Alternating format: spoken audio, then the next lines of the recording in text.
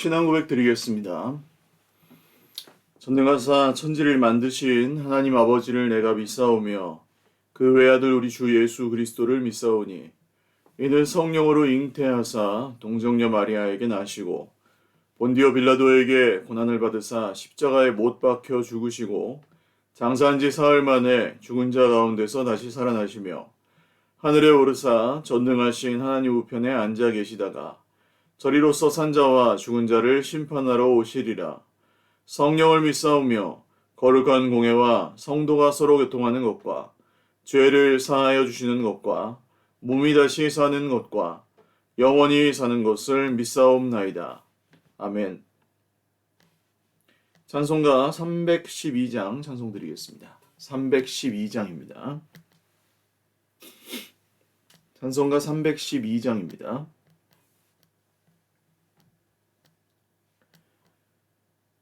너 하나님께 이끌리어 일평생 주만 바라면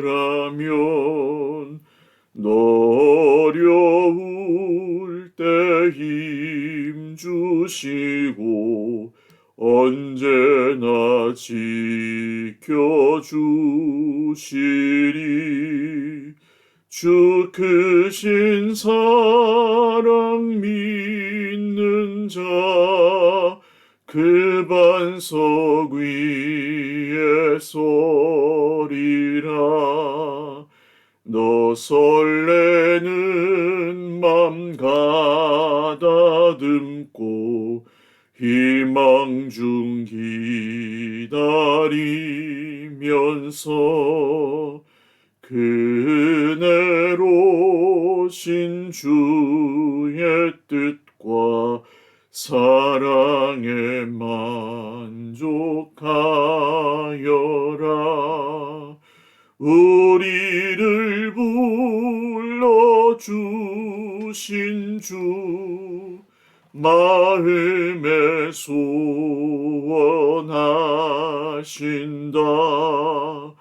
주 찬양하고 기도하며 내 본분 힘써 다하라. 주 약속하신 모든 은혜 내게서 이루어지리라. 참되고 의지하는 자 주께서 기억하시리. 아멘.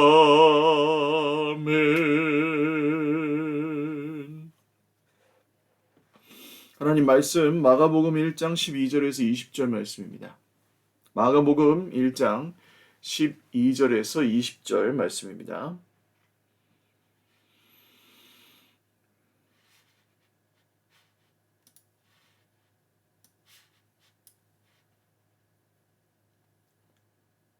한 목소리로 읽겠습니다. 성령이 곧 예수를 광야로 몰아내신지라. 광야에서 40일을 계시면서 사탄에게 시험을 받으시며 들짐승과 함께 계시니 천사들이 수종 들더라.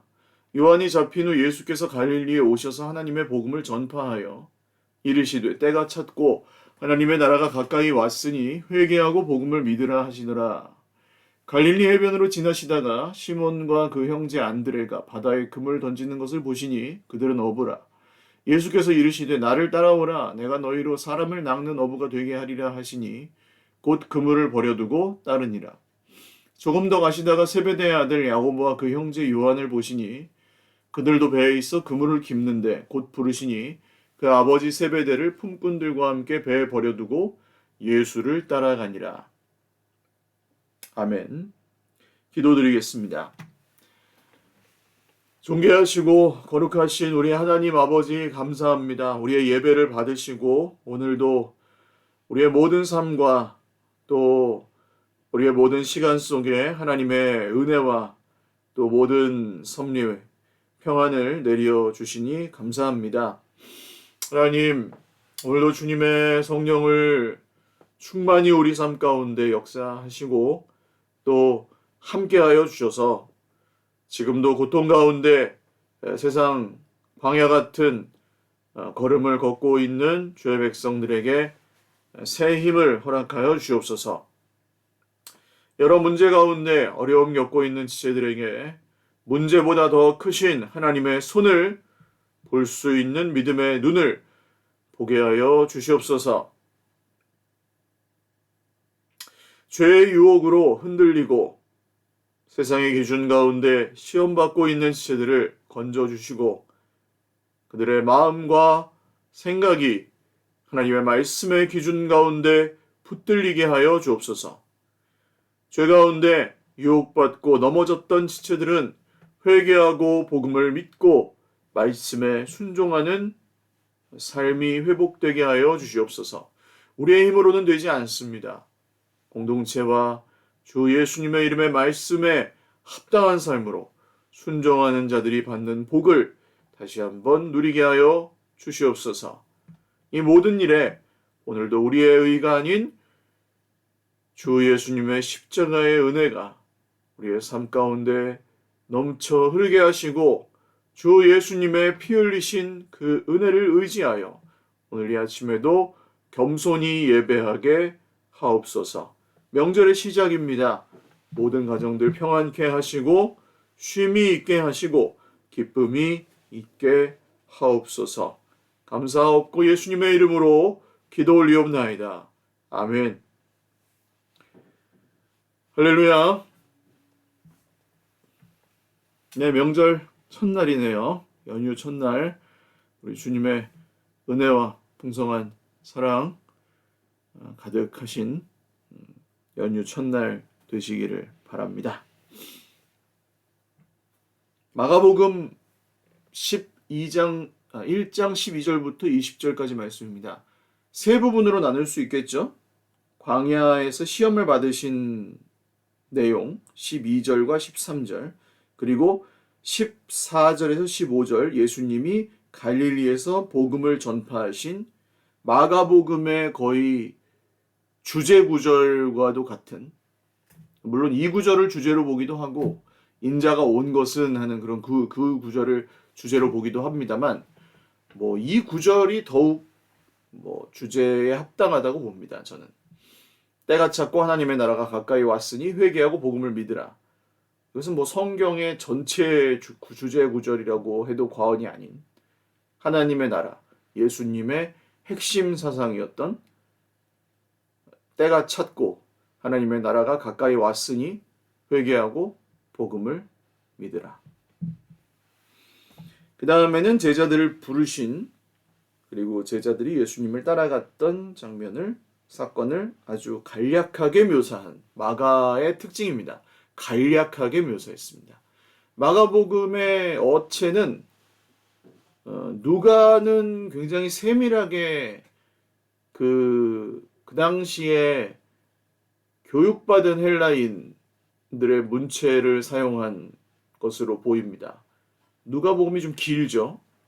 누가는 의사였던 것으로 추정하고 바울의 주치의 역할을 했습니다. 그래서 누가복음은 길고 묘사도 굉장히 구체적입니다. 사건들도 마가복음의 사건 묘사보다는 굉장히 구체적입니다.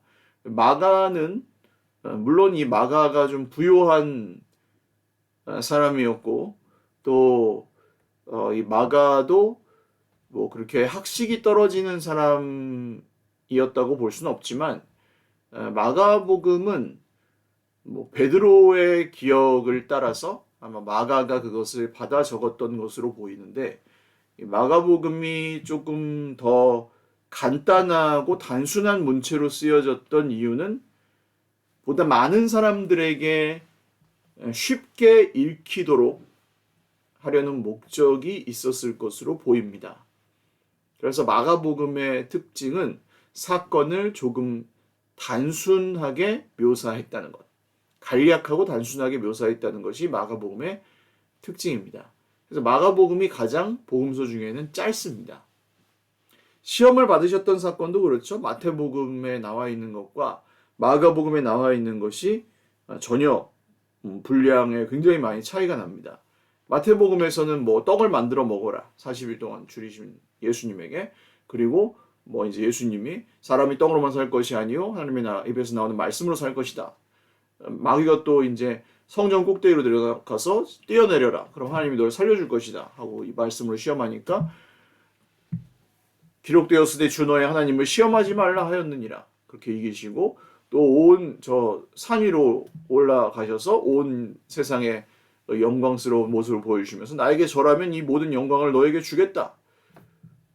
기록되었으되 주 너의 하나님께 경배하고 다만 그를 섬기라 하였느니라 했더니 마귀가 물러가고 천사들이 수종들었다. 이렇게 마태복음은 길게 기록되어 있는데 마가복음에는 그냥 성령이 곧 예수를 광야로 몰아내셨다. 광야에서 40일을 계시면서 사탄의 시험을 받으셨다. 들짐승과 함께 계시니 천사들이 수종들었다. 이렇게만 아주 간략하게 시험의 과정은 생략하고 시험을 받으셨다는 말씀만 나와 있습니다. 그러니까 순서가 중요하다는 거죠. 예수님이 이 사역을 시작하시기 전에 그 메시아 되간식이라고 불리우는 너는 내 사랑하는 아들이요 내 기뻐하는 자다라는 음성이 세례 받으시는 순간 하늘에서 성령이 비둘기와 같이 내려오면서 예수님의 그 메시아 되심을 증거하였습니다. 그러나 그것만으로 예수님의 그 사역의 준비가 다 된 것은 아니었습니다. 예수님은 이 땅에서 모든 그리스도인들, 예수님을 믿는 사람들이 받아야 할 그 시험에 가장 먼저 노출되시고 그 시험을 가장 먼저 겪으신 인간으로서 겪으신 최초의 사람으로 여기 성경에 기록되어 있으십니다. 사탄은 직접 메시아이신 예수님께 나타나서 그 모든 시험들을 광야에서 그것도 예수님이 가장 육체적으로 약하셨을 때 시험을 하죠. 우리 인생에도 우리가 예수님께 부름을 받고 예수님을 믿고 하나님 아버지께서 우리를 성령의 비둘기같이 우리에게 내려오셔서 우리를 자녀 삼으시고 우리를 인도하시는 그 여정에 들어서도 광야가 시작되고 시험을 받을 수 있다는 것을 의미합니다. 그리고 그 시험은 주님께서도 겪으셨던 시험입니다. 그러므로 이 시험을 우리가 광야에서 시험을 당할 때 왜 나만 겪는 고난이냐고 슬퍼할 필요가 없습니다. 이 시험은 그냥 올 것이 왔구나. 그리고 이 시험을 받지만 시험 가운데 결국 이 시험은 주님이 우리와 함께 계셔서 반드시 우리가 극복하고 승리할 것이요. 오히려 이 들짐승이 우리와 함께 있을지라도 그들이 우리를 해치지 못할 것이요. 마귀는 결코 우리를 이기지 못할 것이요. 천사들이 우리를 수종들 것입니다. 이것이 우리가 시험을 대하는 올바른 태도입니다. 시험은 우리를 결코 망하게 할 수 없습니다. 우리를 망하게 할 수 있는 것처럼 보이는 시험들도 있죠.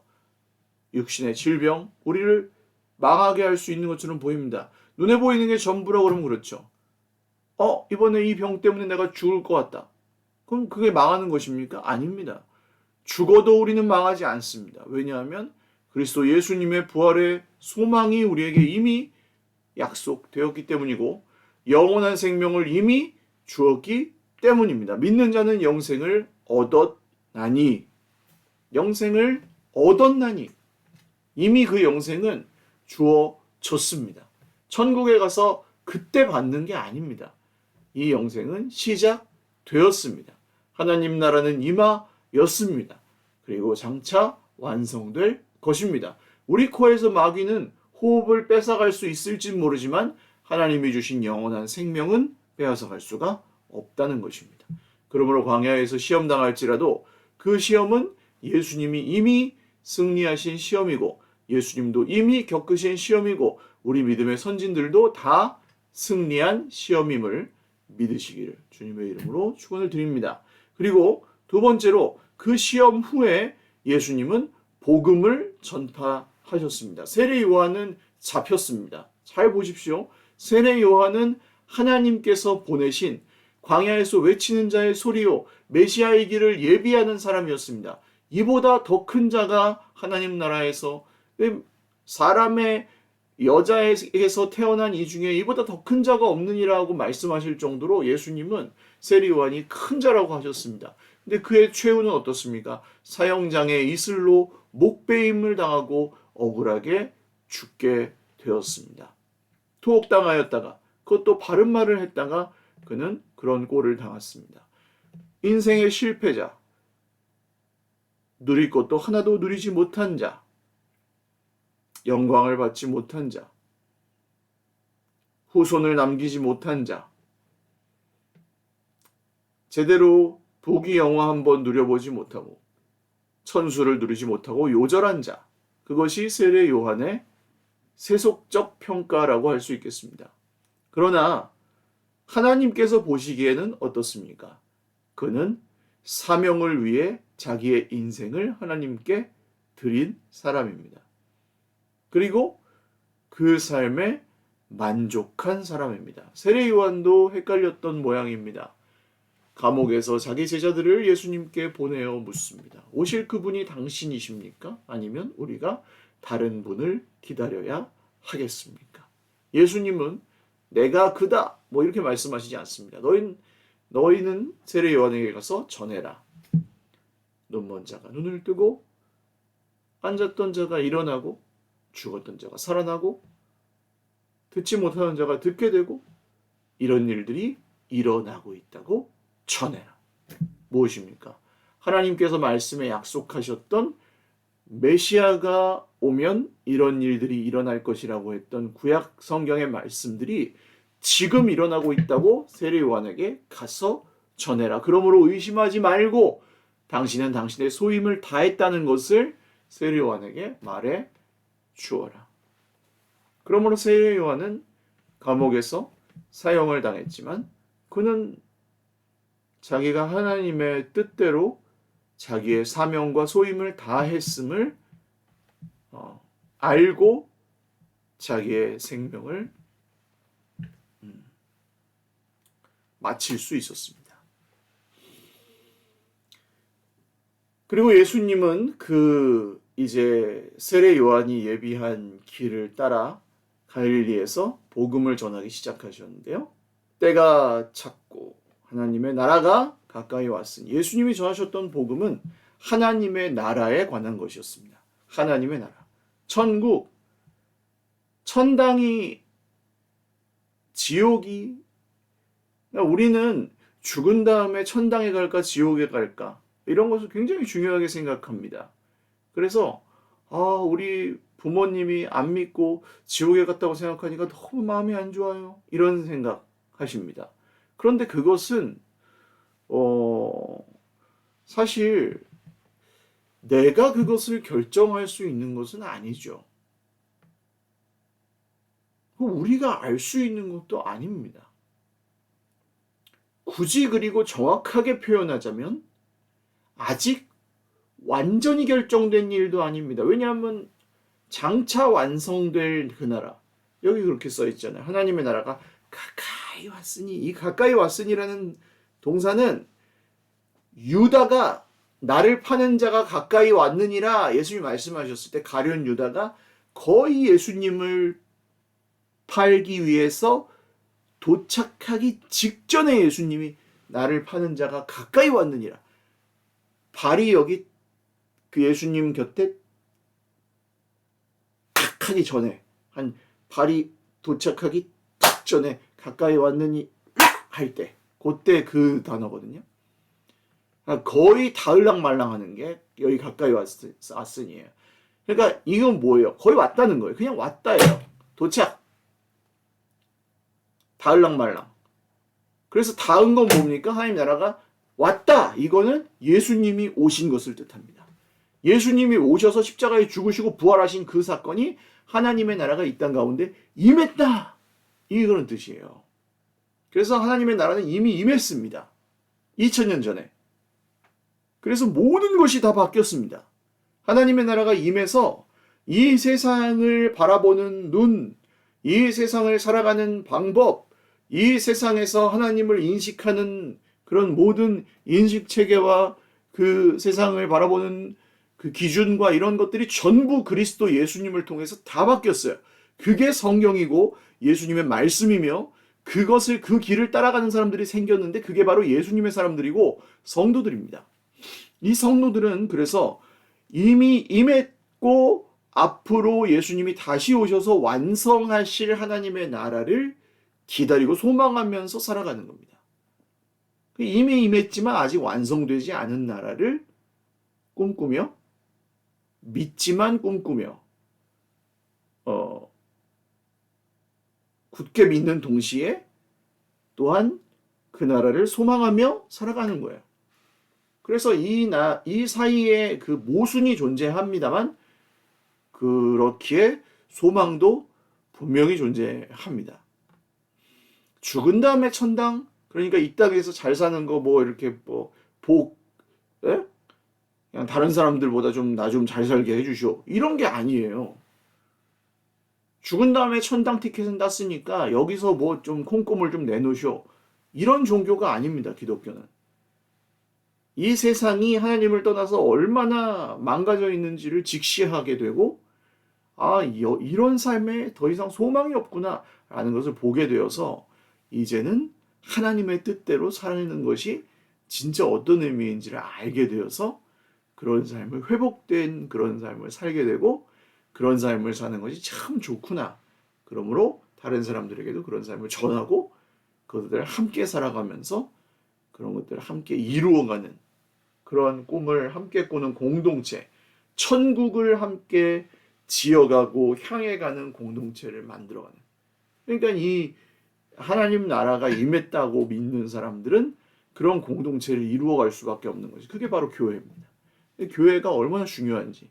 그 믿음은 있는데 나는 뭐 천당 갈 믿음, 죽은 다음 천당 갈 믿음은 있는데 교회는 뭐 내 관심사가 아니에요. 그거는 성경을 잘 모르시는 분들의 이야기인 거예요. 죽은 다음에 천당을 가는 믿음이 있더라도 교회랑 그것이 분리되지 않습니다. 절대로. 이 믿음은 성경에 보시면 전부 너희 우리 전부 공동체적 믿음이지 나 혼자 잘 믿어가지고 나 혼자 천당 가겠다 그런 거는 성경에 나와 있지도 않습니다. 너희들 다 지옥 간다 나 혼자 믿어가지고 천국 1등으로 갈 거다 나 혼자 복 받을 거다 그런 건 없어요. 이 다 썩어 빠진 교회와 성도와 목사들 너희들 다 지옥 가고 나 혼자 깨끗한 믿음으로 교회도 안 나가고 나 혼자서 잘 믿어가지고 열심히 믿어가지고 천당 갈 거다 이런 건 없어요. 성도의 믿음은 공동체적입니다. 그래서 이 15절 이 구절을 한 구절만으로도 뭐 책 한 권을 보실 수 있습니다. 여기에 지금 없네요. 책이 있으면 보여드리려고 했는데 청년아 때가 찼다라는 책은 청년들한테만 꼭 읽으라고 하는 책은 아닌데 이 한 구절을 가지고 해설한 하나님 나라에 관해서 해설한 책입니다. 그래서 읽어보실만 합니다. 때가 찼고 그 때가 어떤 때냐? 하나님의 나라가 가까이 왔으니 하나님 나라는 무슨 나라냐? 가까이 왔다는 건 무슨 뜻이냐? 회개하여라. 회개는 뭐냐? 복음을 믿어라 할 때 복음은 뭐냐? 믿는다는 건 뭐냐? 믿는다는 건 무슨 뜻이냐? 이걸 전부 해설한 그런 책이었습니다. 그래서 읽어보실 필요가 아주 강력하게 있습니다. 그 다음 예수님이 이 복음을 이제 선포하시죠. 이거 막 제발 한 번만 교회 좀 나와주세요 이렇게 하지 않습니다. 예수님은 이 복음을 선포하십니다. 때가 찼다 하나님 나라 가까이 왔다 회개해라 복음 믿어라 안 믿으면 니네 손해다 이거예요. 예수님의 자세는 우리도 똑같습니다. 예수 천당 불신 지옥이 사실 결론적으로 맞잖아요. 그렇게 막 저주하려고 불신 지옥이라고 하는 게 아니라 그렇게 계속 살다가는 이건 멸망합니다. 이게 맞아요. 그렇게 표현하면 안 되지만, 그렇게 표현하면 좀 지혜롭지 못하지만, 어디에든 그걸 보여줘야 되는 거 아닙니까? 밀어 떨어뜨리면 안 되지만 이렇게 붙잡으려고 그걸 얘기해 줘야 되는 거죠. 왜 이렇게 세상이 깨어져 있는지, 왜 이렇게 힘든지, 뭐 때문에 이렇게 어려워지는지를 보여주고 거기서 끌어내는 게 우리의 목적이에요. 예수님이 없기 때문이다. 하나님과의 관계가 깨어져 있기 때문이다. 이게 복음 전도입니다. 그래서 이 일을 위해서 예수님은 제자들을 부르십니다. 가버나움에 갈릴리 바닷가에 가셔서 시몬, 베드로죠? 베드로와 안드레를 부르십니다. 이 사건이 이제 누가복음이나 마태복음에서는 또 조금 더 길게 표현되어 있죠. 배에 오르셔서 깊은 데로 가서 그물을 내려라.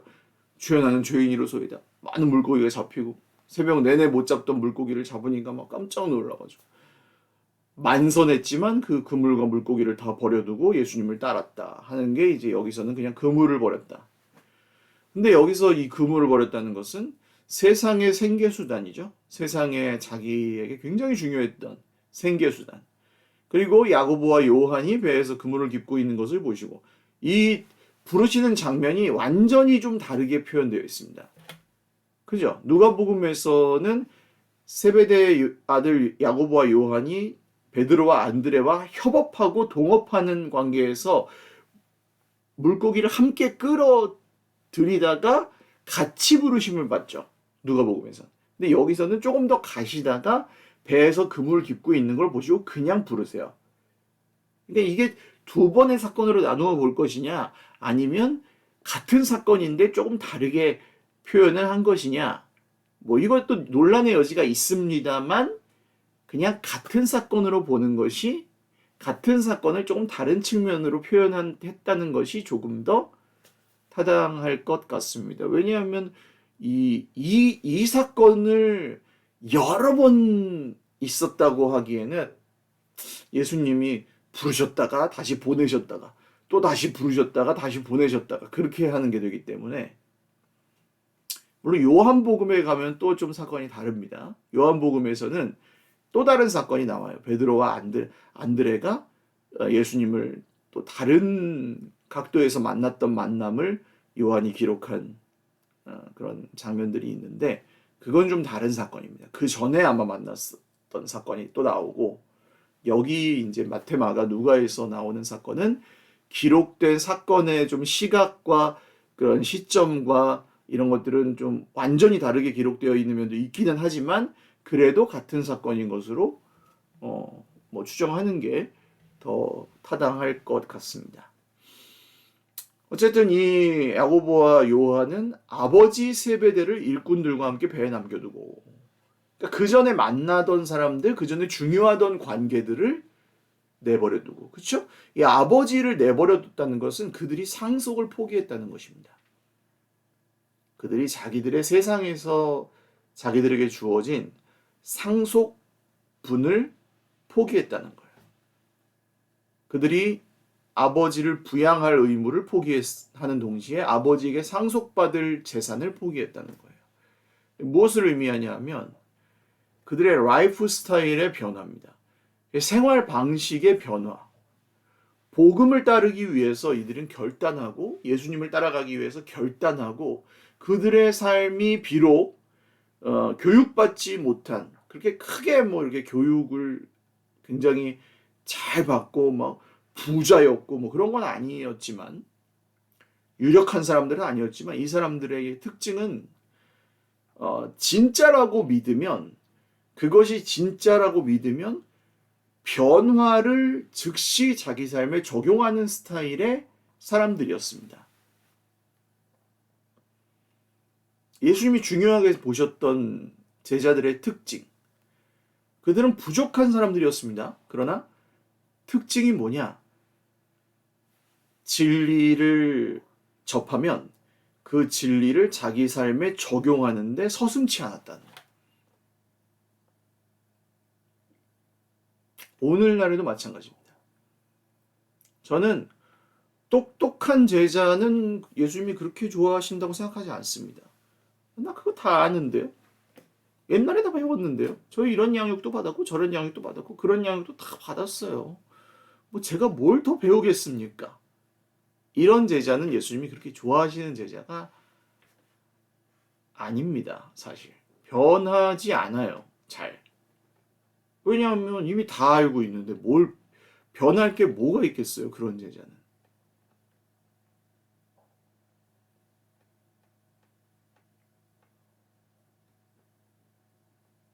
나는 아직도 목마르다. 나는 아직도 배고프다. 나는 아직도 배움에 굶주려 있다. 주님, 저는 아직도 잘 모릅니다. 주님, 저는 아직도 어린아이 같습니다. 주님, 저는 아직도 주님이 너무 알고 싶습니다. 주님, 저는 아직도 어린아이 같아서 더 배워야겠습니다. 주님, 저는 아직도 꿈이 있습니다. 주님, 저는 아직도 주님 생각만 하면 심장이 뜁니다. 주님, 저는 아직도 성경만 보면 가슴이 뜁니다.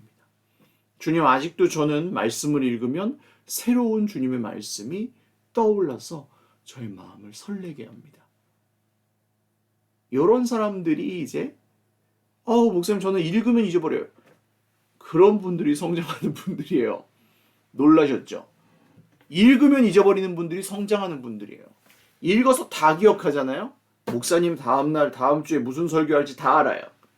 절대 성장하지 않습니다. 왜? 다 알기 때문에. 서론부터 자고 있어요. 왜냐하면 다 알고 있기 때문에. 기대감이 없어요. 이게 제가 알아요. 왜냐하면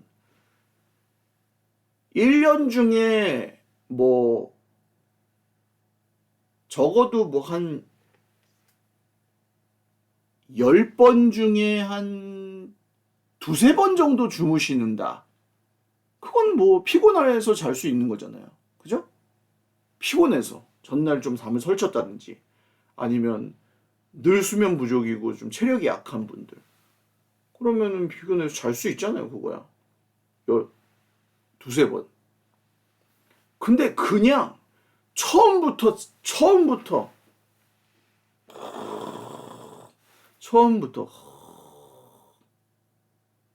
이거는 제 생각에는 설교자의 잘못이라기보다는 그냥 뭐가 있어요. 뭐가 막고 있는 게 있는 겁니다. 그냥 자기의 상태를 잘 진단해야 됩니다. 이건 뭐 그렇다고 제가 아무개 집사님, 뭐 아무개 권사님, 뭐 아무개 뭐 장로님, 성도님 일어나세요! 이렇게 할 수도 없잖아요, 제가. 그 망신 주는 게 목적은 아니니까. 교회에서 또 그렇게 좀 편하게 쉬셔야지 어디서 또 쉬시겠습니까? 근데 1년 내내 쉬시면은 잘할 기회는 얻지 못하니까. 그 설교라도 들어야 또 잘하는데 그 이상을 하시긴 더 어렵잖아요. 그런 분은. 이게 다 아는 분들의 어떤 또 폐해일 수 있습니다. 잘하지 않는다. 왜냐면 더 알려고 하지도 않기 때문에. 너무 잘 알았어. 그렇다고 이제 주변에 1년 내내 주무시는 분을 너무 정죄하지는 마십시오. 그 때가 있습니다. 괜찮은 것도 아니지만 이건 스스로 찾아가셔야 되겠죠. 졸지 말라 그런다고 안 졸 것 같으면 계속 그러고 있지는 않거든요. 한 주 만에 바뀌는 게 아닙니다. 그게 뭐 신체적인 질병일 수도 있고 영적인 어떤 문제일 수도 있습니다. 그럼 뭐 진짜 교만 때문일 수도 있습니다. 여러 원인이 있는데 제가 경험해 보니 신체적인 질병일 가능성도 굉장히 높은데 이거는 인정을 안 하시더라고요. 신체적인 질병일 가능성이 있어서 치료받으면 나아지는데 그거를 인정 안 하시는 분들이 많고 그럼 이제 그거는 그냥 어쩔 수 없죠. 그냥 뭐 질병이니까 뭐 이렇게 강의를 듣거나 집중하면 졸린 병이 있거든요. 기면증이라거나 이런 병. 그거는 설교 아니라 수업을 듣거나 운전하거나 해도 졸립니다. 그 병에 있는 분들은. 그거는 어쩔 수 없고. 그러나 이제 설교를 들을 때 특히 이제 뭐 시작도 하기 전에 이미 잘 준비가 되어 있는 분들은 이제 영적인 어떤 그 딱 벽이 쳐져 있는 장애물이 있는 분들이 가능성이 높죠. 기대가 없는 거죠. 하나님께서 오늘 나에게 뭘 말씀하실까? 그런 기대가 없는 분들. 그 변화에 대한 기대. 내가 오늘 뭘 듣고 뭘 어떻게 그럼 따라가야 될까, 예수님을. 내가 예수님 잘 모르는데 어떻게 알아야 될까? 이게 좀 콩닥콩닥 가슴이 뛰는 분들과 관심 없어. 그냥 난 살던 대로 살 거고 교회나 나가서 그냥 천당이나 가면 됐지 뭐. 재수 없는 일이나 없게 그냥 해주십시오. 다 건강하고 가족 건강하고 재수 없는 일이나 없으면 됐지 뭐. 그럼 장땡이지 뭐. 그 정도에서 머물러 계시는 분들은 잘 변하지 않습니다. 안타깝습니다. 그러면 그런 분들 옆에 있는 분들이 힘듭니다. 공동체가 잘 이루어지지 않고 자라지 않습니다. 그런 분들 옆에 있는 분들은 교회에 대한 오해를 가지게 되기 쉽습니다. 왜 이렇게 오랫동안 신앙생활 한 분들이 인격이 저 모양이지? 뭐 이런 생각을 합니다. 나도 모르게 나는 교회의 발전을 저해하고 옆에 있는 사람들의 신앙 성숙을 방해하는 존재가 될 수도 있는 거죠. 악의는 없습니다만. 제가 이런 얘기는 뭐 새벽 기도에 기도하시는 분들 중에 그런 분들은 없으니까 제가 이런 말씀을, 그런 분들은 이런 말씀을 찾아 듣지 않기 때문에 제가 이런 말씀을 드리는 거지만, 주일 설교 때는 이런 얘기를 하면 안 되겠죠. 그런 분들이 그런 분들은 조느라고 못 들으실 가능성이 높지만 상처를 받으실 수 있어서. 그렇지만 여러분 기도해 주십시오. 1년 내내 조시는 그분도 어느 순간 주님께서 그를 깨우셔서 혹은 치셔서 잠자던 영혼들이 일어나 성령의 충만함을 입고 말씀으로 다이브하기를, 정말 뛰어들기를 어느 날 불처럼 일어나 어느 날 주님, 제가 그동안 교만했습니다. 제가 그물을 버려두고 아버지와 일꾼들을 버려두고 오늘부터 주님을 따라가겠습니다 하고 겸손한 고백을 하는 날이 시작되는 날이 있기를. 할렐루야. 목사님이 나이가 젊잖아요. 내가 한 10살, 20살, 30살 많잖아요. 이게 문제가 되는 분들도 꽤 있을걸요. 그게 문제가 되면 안 되죠. 예수님을 따라가는데 나보다 어린 사람한테 뭘 배워야 된다. 그게 문제가 되면 안 됩니다. 예수님이 33살에 사역을 시작하셨는데 30살에 시작하셔서 33살까지 하셨잖아요. 예수님보다 나이 든 사람들이 예수님께 나오지 않았다면 그럼 뭐 30세 이하만 구원을 받았겠습니까? 잘 생각해 보셔야 되는 점입니다. 네가 나이가 50도 되지 않았는데 네가 무슨 성전을 세우고 허느냐 이랬던 사람들이 있거든요. 장애물들입니다. 잘 생각하시고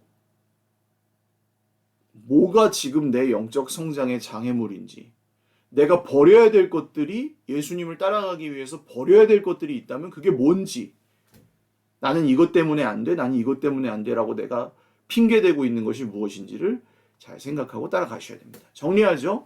시험이 있을 수 있습니다. 이 길에서. 그리고 그것은 이미 우리에게 이길 힘을 주셨습니다. 예수님이 그걸 이기셨으니까. 두 번째로 세례요한이 잡혔고 그는 사형장에 있을로 사라졌지만 소임을 다했어요. 그리고 예수님이 전하신 복음은 하나님 나라에 관한 것이었고 회개하고 복음을 믿어라. 마지막 세 번째로 제자들에게 주어진 것은 따라가는 길이었습니다. 그러나 그들이 버려야 할 게 있었습니다. 이전의 생활 양식은 버리고 새로운 생활 방식을 받아들여야 했습니다. 버리지 않고 따라갈 길은 없었습니다. 누구든지 나를 따라오려거든 자기를 부인하고 자기 십자가를 지고 따라올 것이니라. 아멘. 기도하겠습니다. 살아계신 하나님, 오늘도 저희들 그 길을 따라갑니다. 마가복음 이 말씀이 우리의 심장을 다시 뛰게 하고 또 우리가 주님 안에서 자라가는 길을 정말 도와주시는 성령님의 격려 메시지가 될 수 있도록 우리 사랑하는 형제자매들을 격려하여 주시고 또 잠자고 있던 심령들이 깨어나고 또 지쳐있던 심령들이 다시금 힘을 얻고 또 정말 우리 하나님이 주시는 기쁨과 소망이 우리 마음에 넘쳐나서 우리의 공동체가 정말 살아 숨쉬는 성령의 전이 되고 예수님의 몸이 되고 하나님의 가족으로 더욱 똘똘 뭉쳐 아름다운 주님의 일들을 이루어가게 되는 놀라운 일들이 계속해서 일어나게 하여 주옵소서. 설 명절 동안 하나님께서도 여전히 일하고 계시는 것을 믿습니다. 안 믿던 가족들이 구원받고 하나님 마음 문을 열어주셔서 주의 복음을 전파되고 또 회개하고 복음을 믿게 되는 하나님의 나라가 임하는 그런 놀라운 역사가 계속해서 일어나게 하여 주시옵소서. 감사하옵고 벽을 낫게 하시고 우리의 가난을 회복하시고 또 우리의 마음을 고치시고 우리의 관계를 화목케 하시는 우리 구주 예수님의 이름으로 기도 올리옵나이다. 아멘. 네, 감사합니다. 오늘 연휴 첫날 평안 가운데 또 가족 간에 화목하게 좀 어려운 마음이 있을 때 거기에는 십자가를 꽂으십시오. 십자가를 그리시고 십자가를 꽂으십시오. 내가 서지 마시고 예수님의 십자가를 거기에 세우십시오. 그러면 괜찮을 것입니다. 사랑하고 축복합니다.